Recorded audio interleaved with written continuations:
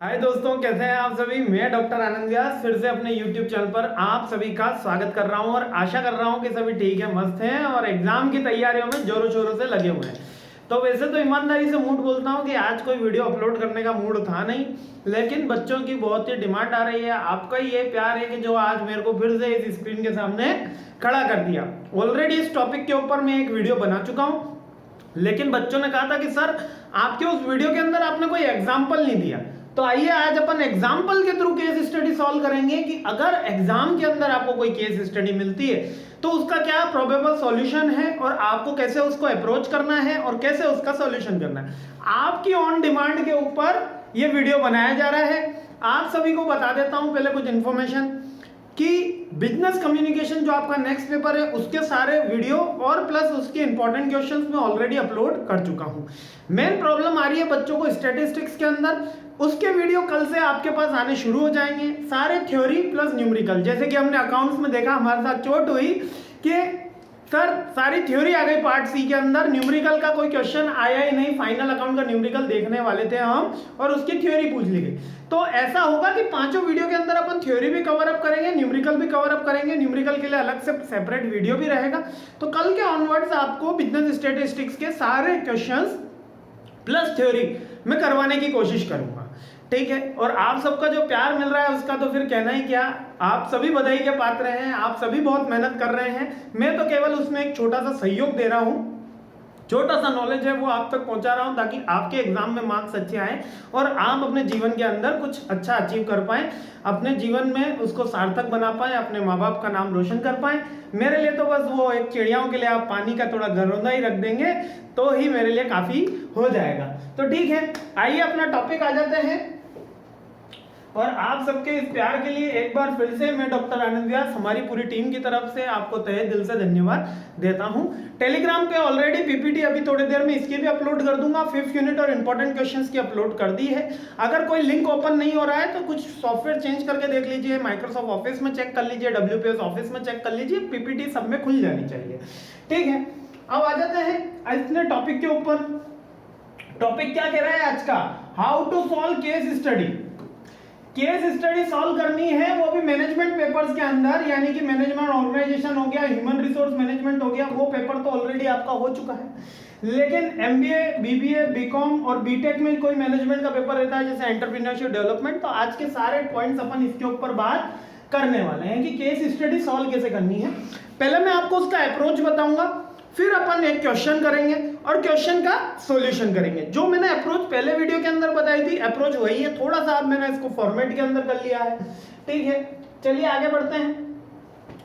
सबसे पहले हमको केस स्टडी आ जाए, अगर केस स्टडी आ जाए एग्जाम के अंदर तो सबसे पहला काम, ये स्टेप्स है उसको सॉल्व करने के। सबसे पहला काम क्या करना है, रीड केयरफुली, उसको ध्यान से पढ़ना है। तो पहले किसको पढ़ना है, लेकिन पहले हमें क्वेश्चन को पढ़ना है। दोस्तों केस स्टडी क्वेश्चन से आंसर की तरफ आओगे काफी इजी लगेगा, क्वेश्चन से आंसर की तरफ जाओगे काफी इजी लगेगा। क्वेश्चन पहले पढ़ो फिर केस स्टडी पढ़ो ताकि आपको उसका बेसिक व्यू पता चल जाए। यदि आप डायरेक्ट केस स्टडी फिर क्वेश्चन पढ़ोगे तो एक्सपर्ट लोग करते हैं, अब हम तो एवरेज स्टूडेंट थे रहे, तो हम तो पहले क्वेश्चन पढ़ लेते हैं फिर उसके ऊपर जाते हैं ताकि एक बार हमको जिस्ट पता चल जाता है, मुझे पता चल जाता है। ये ऐसा करने का मेरे को बहुत सारे स्टूडेंट कहते हैं कि सर ये गलत आप अप्रोच बता रहे हो, बहुत सारे टीचर्स भी बोलते हैं, लेकिन ये इफेक्टिव यही है। जैसे कि ये मार्कर, अगर ये मार्कर मैं इस कमरे में रख देता हूं और फिर पहले ये मार्कर मैं देख लेता हूं और फिर इस कमरे के अंदर इस मार्कर की तलाश करूंगा तो बहुत आसान होगा। इस कमरे में आ जाऊं और फिर मैं मार्कर ढूंढूं तो मुश्किल होगा, और क्योंकि उस समय तो मेरे को इसकी बनावट भी पता नहीं, किस कलर का ये भी पता नहीं, मतलब एक रैंडमली के मेरे को मार्कर ढूंढना है। अगर मैं पहले मार्कर का प्रोटोटाइप देख लूंगा तो मेरे को इजी हो जाता है। इसी तरीके से यदि हम क्वेश्चन ढूंढ लेते हैं ना, पढ़ लेते हैं, तो हमें उसके प्रोबेबल सॉल्यूशन एक बार माइंड के अंदर इनहेरेंटली चले जाते हैं, मतलब आप नहीं चाहोगे तो भी आपको पता चल जाएगा। तो पहले हमको क्या करना है, क्वेश्चन पढ़ने, सबसे पहला काम। उसके बाद आइडिया लगाना है कि ये केस किस बारे में है। क्वेश्चन पढ़ोगे, उसके बाद उसका केस पढ़ोगे, फिर आइडिया लगाओगे कि ये जो केस स्टडी दे रखी किस बारे में दे रखी, कोई भी एक टॉपिक के बारे में हो सकती है। फिर उसको आपको टाइटल दे देना है। क्या देना है, टाइटल दे देना है कि वो केस स्टडी का नेम क्या है, कोई भी नेम दे सकते हो। अच्छा ये जो नेम होगा ये प्रॉब्लम होगी केस स्टडी की, हमेशा केस स्टडी प्रॉब्लम पे आती है मैनेजमेंट के पेपर्स के अंदर की कोई प्रॉब्लम से। अकाउंट्स के पेपर के अंदर तो भैया केस स्टडी, और इकोनॉमिक्स के पेपर के अंदर तो भैया केस स्टडी, अपॉर्चुनिटी कॉस्ट हो गई, ये फॉर्मूला हो गए, बिजनेस एनालिसिस हो गया ना। लेकिन जब मैनेजमेंट के पेपर्स की बात करते हैं, मतलब थ्योरी पेपर्स की बात करते हैं, तो केस स्टडी कोई ना कोई प्रॉब्लम लेकर आएगी। फिर उसका प्रोबेबल आंसर आपको अपने मन के अंदर एज्यूम कर लेना है कि ये प्रॉब्लम ये थी, केस इस बारे में, आंसर ये होना चाहिए। अब आगे बढ़ते हैं, आंसर कैसे राइट करना है। अभी मैं इसका एग्जांपल भी बताऊंगा, है ना, कि मैंने कैसे लिखा है, आपको कैसे क्या करना चाहिए था। एक केस स्टडी आईआईएम में आई हुई केस स्टडी, डायरेक्ट अपन आईआईएम पे छलांग मारते हैं, ताकि अपनी जो छोटी यूनिवर्सिटियां हैं, वैसे कोई भी यूनिवर्सिटी छोटी नहीं होती, सारी यूनिवर्सिटी बराबर होती है, सब मस्त होती है, लेकिन मैं आईआईएम की छलांग इसलिए मार रहा हूँ क्योंकि तो अपन ने बड़े को पकड़ लिया, तो उससे ऊपर की तो कोई केस स्टडी अपने अंदर आएगी नहीं, और उस लेवल की भी आएगी नहीं। या अगर अपन सीबीएसई बोर्ड की कोई केस स्टडी देख लेते हैं, एनसीईआरटी बोर्ड की केस स्टडी देख लेते हैं, तो हमारा जो मैनेजमेंट का सब्जेक्ट है, जो छोटी केस स्टडियां उसके अंदर आती हैं, उसका हमको सॉल्यूशन का मेथड मिल जाएगा। मतलब मैं अभी आपको केवल चलाना सिखा रहा हूं, केस स्टडी बनाना सिखा रहा हूं, क्योंकि ये 1000 तरीके की केस स्टडी हो सकती है। केवल केस स्टडी पे मैं 100 वीडियो अपलोड कर सकता हूं, डिफरेंट प्रॉब्लम डिफरेंट सॉल्यूशन, लेकिन हर प्रॉब्लम की एक दवा आज अपन सीख रहे हैं। सबसे पहले क्वेश्चन पढ़ लिया, उसके बाद क्या करा, उसके बाद केस स्टडी पढ़ी, उसके बाद उसका आइडिया लिखा, उसके बाद उसका टॉपिक दे दिया। ये 4 पॉइंट याद हो गए ना। बस इतना याद करने के बाद उसका सॉल्यूशन लिखना है हमको, तो उसका आंसर हमको लिखना पड़ेगा। उस आंसर में हमको क्या करना होगा, उस आंसर में स्टार्ट विद कोट, यानी किसी कोटेशन के थ्रू शुरू करूं, कुछ डेफिनेशन उसमें इंक्लूड करूं। ये अपनी कोशिश होनी चाहिए, हो या ना हो कोई दिक्कत नहीं, लेकिन हमारी कोशिश होनी चाहिए। जो टॉपर्स जो लिखते हैं, मतलब extra ordinary student, normal student नहीं, एक्स्ट्रा ऑर्डिनरी, जब आपको ज्यादा मार्क्स लाने हैं तब कोटेशन से शुरू करो, डेफिनेशन लिखो। अब से ये कोटेशन किससे रिलेट होगी, आपके टॉपिक से रिलेट होगी। किससे रिलेट होगी, आपके टॉपिक से रिलेट होगी। कोई definition, some well known sentence, अच्छा कोटेशन ही होते हैं, लेकिन ये पंच लाइन, जैसे हीरा है सदा के लिए तनिष्क, अगर सर इसको कैसे कोरिलेट करोगे, हीरा है सदा के लिए। आप जिस भी कंपनी का आपको एग्जांपल दिया है, जैसे कि कोई भी कंपनी का एग्जांपल दिया है, उसकी जो राइवरी कंपनी होगी या जो उस फील्ड के अंदर सबसे अच्छा काम कर रखी होगी, जैसे कि अगर कोई इंश्योरेंस कंपनी का एग्जांपल आ गया, तो आपको एलआईसी की पंच लाइन उसमें बीच में डालनी है, जिंदगी के साथ भी जिंदगी के बाद भी, ठीक है। एयरटेल की डालनी है द फास्टेस्ट 4G नेटवर्क, ऐसे करके उनकी टैगलाइन लगी हुई है ना। ऐसी करके कस्टमर सेटिस्फेक्शन की अगर कोई बात आती है, तो किसी भी कंपनी का आपको कुछ 2-4 टैगलाइन भी याद रखना है। डर के आगे जीत है, तो ये क्या है, माउंटेन ड्यू, डर के आगे जीत है। तो कुछ अगर फियर फैक्टर्स की बात आ रही है, अगर वो वहां पे रिलेट भी नहीं कर रही, तो पंच लाइन एक इंपैक्ट देती है। अगर कोई फ्लो चार्ट उसके अंदर बन रहा है, तो वो भी आपको बनाना है। जैसे कि कुछ पॉइंट्स के अगर फ्लो चार्ट आपको लग रहा है, तो वो भी बनाना है। और एक फ्रेज उसके अंदर इंक्लूड कीजिएगा, जिससे आपका आंसर हमेशा सही होने की प्रोबेबिलिटी बढ़ जाती है। वो फ्रेज है as per my point of view. क्या है वो फ्रेज, सॉरी क्या है वो phrase, as per my point of view, यानी कि आप जो कह रहे हैं वो सही, आपके अनुसार। यानी कि केस स्टडी के सॉल्यूशन बहुत सारे होते हैं दोस्तों। मेरे अनुसार कुछ सॉल्यूशन हो सकता है, आपके अनुसार कुछ सॉल्यूशन हो सकता है, आपके पड़ोसी कुछ कह सकता है, तीनों के सॉल्यूशन सही हो सकते हैं। 2 दोस्तों में झगड़ा हो गया, मैंने कहा 2 दोस्तों में झगड़ा हो गया, एक 15 जने ले आया, एक 20 जने ले आया, और दोस्त झगड़ा हो गया। मैंने एक जो गुस्से वाला था, उसने कहा कि अपन 15 जने इसको मिलके 20 जनों को मारेंगे, अपन तो लड़ाई करते हैं। एक का सॉल्यूशन ये कि लड़ाई करते हैं, और जो जीत जाएगा उसका वो जीता हुआ माना जाएगा, और सॉल्यूशन हो गया। दूसरा कहता है नहीं, दोस्त हैं, दोनों को मिलकर बात करनी चाहिए। तीसरा कहता है कि नहीं, किसी को चौधरी को बुलाओ, और वो चौधरी पंच यहाँ पे निर्णय करेगा कि हमको क्या करना चाहिए इस सिचुएशन में। और चौथा कहता है कि भैया वोटिंग करा लो, है ना। तो चारों के सॉल्यूशन सही हैं, चारों अपनी अपनी जगह सही है। जो आपको 6 नजर आ रहा है, वो किसी और को 9 भी नजर आ सकता है। जो आपको 6 नजर आ रहा है, वो किसी और को 9 भी नजर आ सकता है। केवल देखने के नजरिए की बात है। इसलिए केस स्टडी सबकी सही होती है, लेकिन आपको फ्रेज ये इंक्लूड करना है as per my point of view. ये अगर लाइन आप कर देते हैं और इसके नीचे आप लाइन खींच देते हैं ना, एग्जाम के अंदर बहुत अच्छा है। मैंने आपको हाउ टू राइट एग्जाम के अंदर बताया कि इंपॉर्टेंट पॉइंट्स के अंदर जरूर लाइन खींचें। एग्जाम में वापस नीचे अंडरलाइन करें, हर क्वेश्चन नए पेज से शुरू करें, हर सेक्शन नए पेज से शुरू करें, सेक्शन के बाद डबल लाइन खींचे, क्रोनोलॉजी के अंदर करें। ये ऑलरेडी अपन डिस्कस कर चुके हैं। अब आ जाते हैं, all answers are correct if you follow the topic. ये बहुत पंच लाइन बहुत अच्छी लिखी है।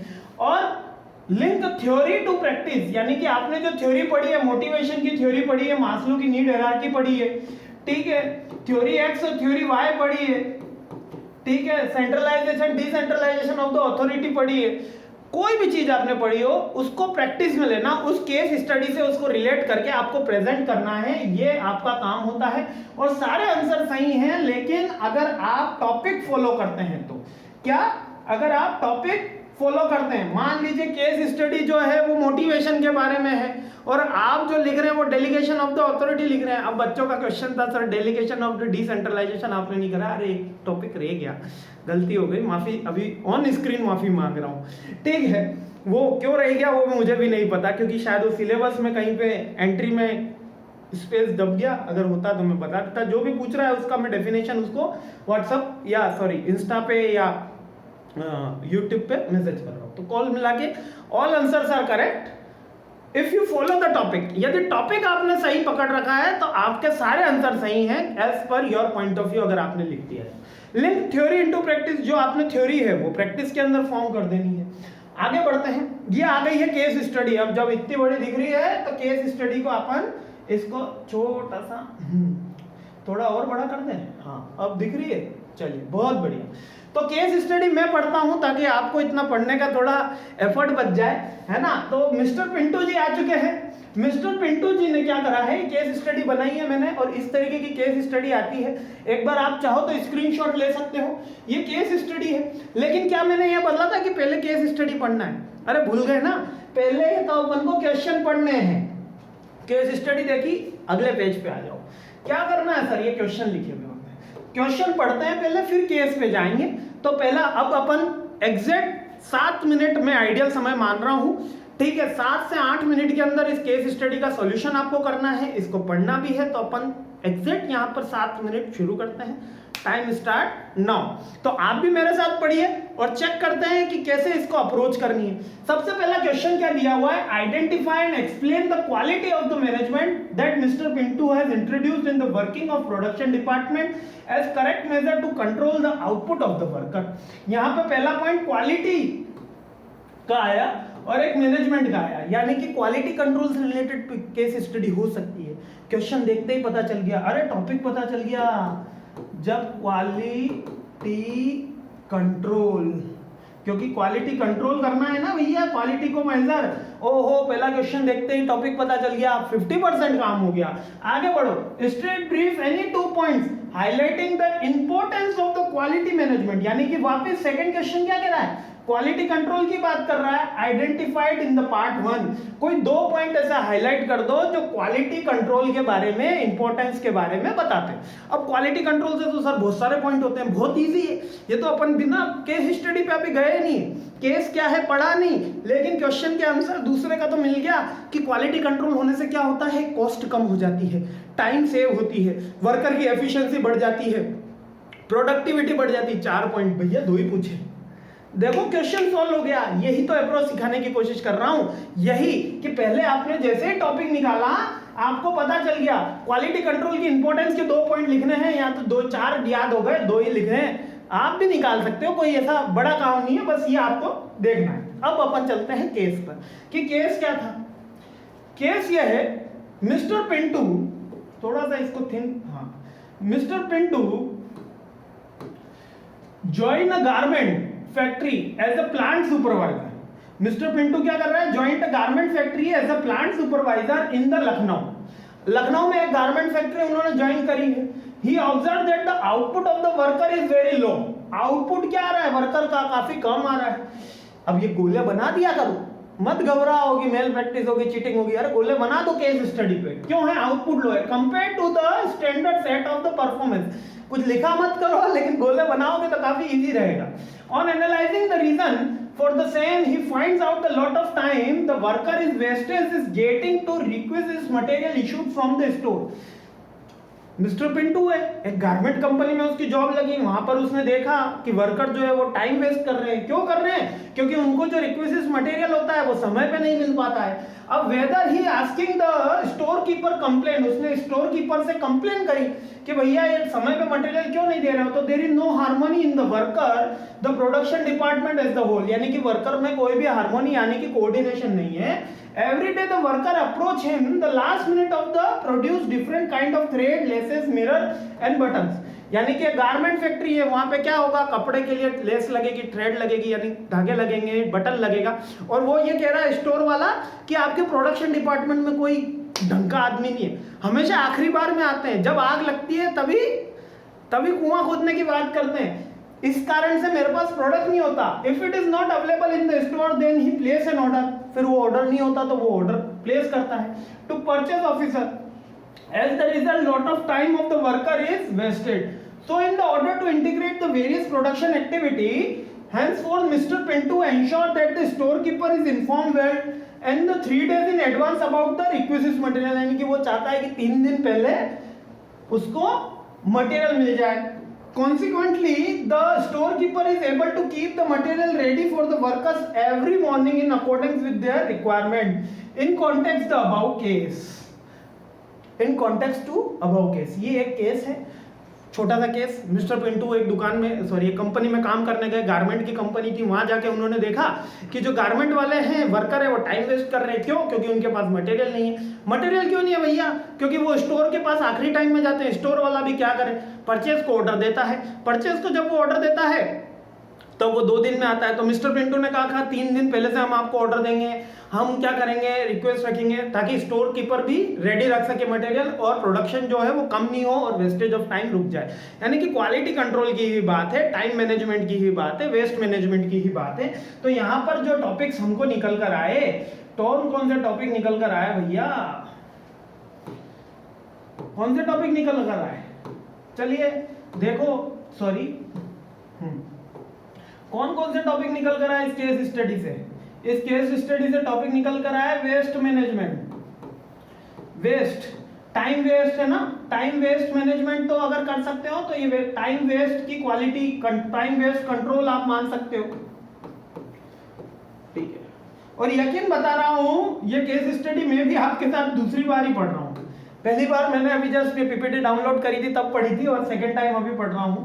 तो जितना आप जान रहे हैं इतना मैं भी जान रहा हूं, लेकिन टॉपिक क्या है? टाइम वेस्ट का।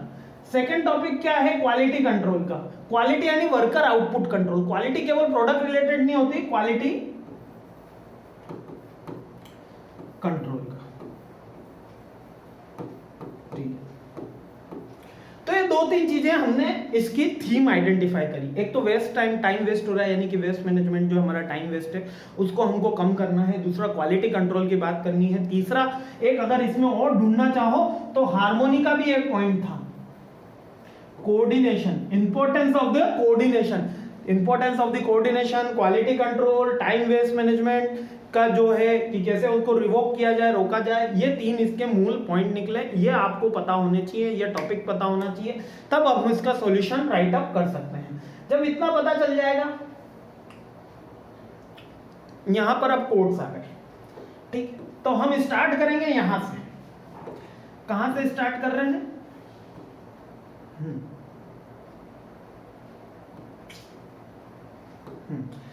Strength and grow commonly through continuous effort and struggle. Napoleon Hill ने एक कोट कहा है, यानी कि स्ट्रेंथ और ग्रोथ, यानी कंपनी की ग्रोथ और स्ट्रेंथ किसके? कंटिन्यूस एफर्ट से और स्ट्रगल से बढ़ती है। यानी कंपनी का प्रोडक्शन बढ़ रहा है इसलिए कंपनी को प्रॉब्लम है। यहां पर एक बात नोट करेंगे ना कि कंपनी को आउटपुट की क्यों समस्या है, क्योंकि कंपनी को प्रोडक्शन बढ़ाना है। अगर कंपनी को प्रोडक्शन नहीं बढ़ाना हो तो कोई प्रॉब्लम नहीं। तो कंपनी की स्ट्रेंथ एंड ग्रोथ, अब ये थोड़ा सा ही रिलेट कर रहा हूं। आप जैसे इस कोट से शुरू करोगे ना, 10 नंबर की केस स्टडी आए, 20 नंबर की आए, 30 नंबर की आए, 3-4 नंबर बस प्लस हो गया। उसके बाद आपको कौन से आइडिया देंगे ये आप एक, उसके बाद एक इसमें मैंने पॉइंट्स लिखे हैं 1 2 3 4। ये है stopping idea for stopping idea for stopping wastage of time.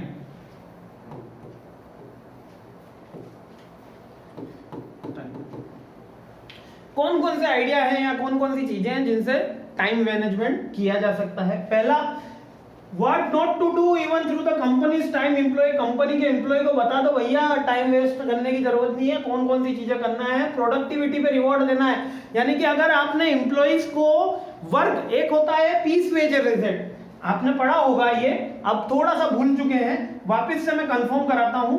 एक होता है पीस वेज रिजेट, ठीक है, और एक आता है work hour wages rated, work hours. ये थोड़ा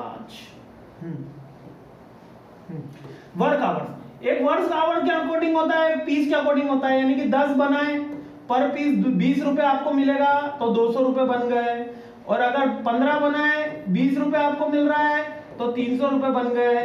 ये आपको वेजेस देने का एक तरीका होता है कि how to give wages to the worker. एक होता है पीस वेजेस, एक होता है वर्किंग आवर। वर्किंग आवर 8 घंटे काम करा तो 200 रुपए बन गए, 10 घंटे काम करा तो 300 रुपए बन गए। तो आप सजेस्ट कर सकते हो कि पीस वेजेस रेट अप्लाई कर देनी चाहिए ताकि वर्कर जो है वो और इफेक्टिवली काम करें, क्योंकि उनको जितना प्रोडक्शन होगा उतना ही ज्यादा बढ़ेगा। वो आगे लेकर पहले से इन्फॉर्म करेंगे स्टोर डिपार्टमेंट को कि जल्दी से जल्दी कार्यवाही करें। क्लियर एक्सपेक्टेशन, भैया बता देना है आज का प्रोडक्शन इतना होना चाहिए, तुम कितना टाइम इन्वेस्टमेंट कर रहे हो उससे कोई मतलब नहीं है। फ्लेक्सिबल शेड्यूल रखो कि भैया कौन इन्फॉर्म करेगा, कौन पहले आएगा, कौन बाद में आएगा, स्टोर से कौन बात कर रहा है, पता चले सब जने बैठ गए, स्ट्रेचिंग वाला भी बैठ गया, बटन वाला भी बैठ गया तो ऐसा नहीं होगा। कटिंग है ना, अपने कटिंग यानी कि क्लॉथ्स की जो कटिंग हो रही है, टेलर वो भी बैठ गया, और इंपॉर्टेंस उनको रिस्पॉन्सिबिलिटी दे दो। ये एक बेसिक से पॉइंट्स है जो 3-4 मैंने ऐसे ही लिखे, मतलब इनके ओवरव्यू को कम करते हुए इसको आप एक आइडिया दे सकते हैं, idea to stop the wastage time. ये करके आप स्टार्ट कर सकते हो, कोटेशन स्टार्ट कर सकते हो। इसके बाद क्वेश्चन का आंसर शुरू करते हैं। अब क्वेश्चन, पहला क्या क्वेश्चन था, क्वेश्चन अपना क्वेश्चन पढ़ लेते हैं आप वापिस। क्वेश्चन हमारा, अच्छा क्वेश्चन पीछे चला गया, ये हाँ, identify and explain the quality management that Pinto has introduced in the working of the production department as corrective measure to control the output of the worker। यानी कि कौन सा उन्होंने कंट्रोल किया था मिस्टर पिंटू ने, coordination of the quality management that Mr. Pinto had introduced the working the production department as corrective measure to the control of the output the worker the coordination of the process is the, क्या introduce करा, देखो 4 बार लिखा केवल coordination, coordination, ठीक है, क्या उन्होंने introduce करा, कोऑर्डिनेशन। तो मिस्टर पिंटू ने क्या करा, मिस्टर पिंटू ने कोऑर्डिनेट का काम किया, तो लिख दिया हमने कोऑर्डिनेशन का एक्टिविटी। उन्होंने कौन सा ऐसा मेजर लिया, क्वेश्चन कितना बड़ा वर्ड पूछ रहा है कि कौन सा ऐसा मेजर लिया गया मिस्टर पिंटू के द्वारा जिससे कि उस कंपनी का आउटपुट बढ़ गया। तो आपने लिखा कि भैया उन्होंने कोऑर्डिनेशन कर दिया, उन्होंने सामंजस्य बैठा दिया जिसके द्वारा उनका आउटपुट बढ़ गया।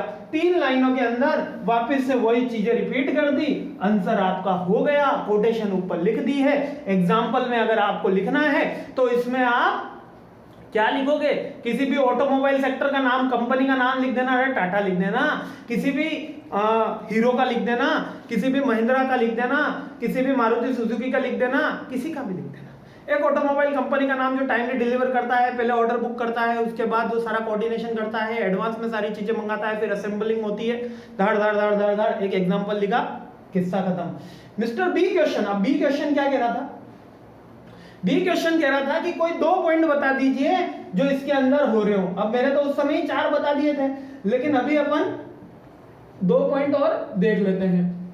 कौन से 2 पॉइंट बताए, 2 point, the importance of coordination के 2 पॉइंट्स लिख दिए। पहला, अगर साइज में ग्रोथ होगी, दूसरा फंक्शनल डिफरेंशिएशन, फंक्शनल डिफरेंशिएशन और साइज ग्रोथ।